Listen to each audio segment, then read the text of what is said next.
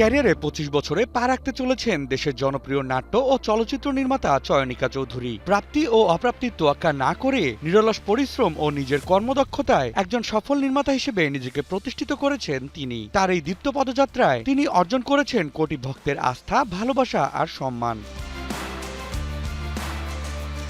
নাটক, চিত্রনাট্য ও চলচ্চিত্র নির্মাণে নিজের প্রতিভার ছাপ রেখে যাওয়া এই নির্মাতা কর্মজীবনের এই রজত জয়ন্তীকে স্মরণীয় করে রাখতে যোচনায় ফেরা সহ বিশেষ 4টি নাটক নির্মাণে বর্তমানে ব্যস্ত সময় পার করছেন। সহকর্মী ও শিল্পীদের বিশেষ অনুপ্রেরণায় নির্মিত এই আয়োজন যেন তার দীর্ঘ সৃজনশীল পথ চলারই একটি বিশেষ সম্মাননা। 25 বছর এটা অবশ্যই মনে হয়েছে এই জায়গায় এসে এখন অনেক কিছু শেখার বাকি। মনে হয়েছে এখন অনেক বেস্ট কাজটাই হয়তো করা হয়নি। তবে আমার কাছে এই পথটা তো আসলে অনেক আরামের ছিল না। দুঃখ কষ্ট ছিল, ভালোবাসা ছিল, অবহেলা ছিল, অপবাদ ছিল, মিথ্যাচার ছিল, কিন্তু পাশাপাশি ছিল আমার ধৈর্য, আমার কাজের প্রতি ডেডিকেশন, অনেস্টি, কাজকে ভালোবাসা। যা কিছু করেছি ভালোবেসে করেছি এবং কাজ করার একটা ইচ্ছা ছিল প্রখর।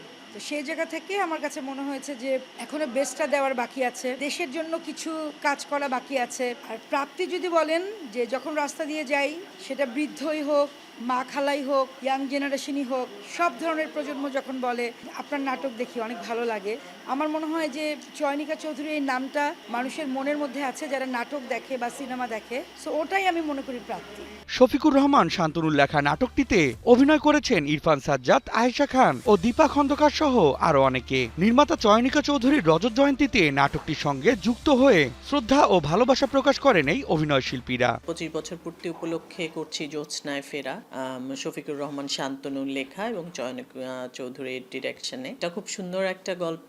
আমি চয়নিকা চৌধুরীকে বলবো যে তার সামনে এরকম মাত্র তো 25 বছর, আমরা দেখতে চাই যে উনি ওনার জীবনের শেষ দিন পর্যন্ত যেন কাজ করে যেতে পারে।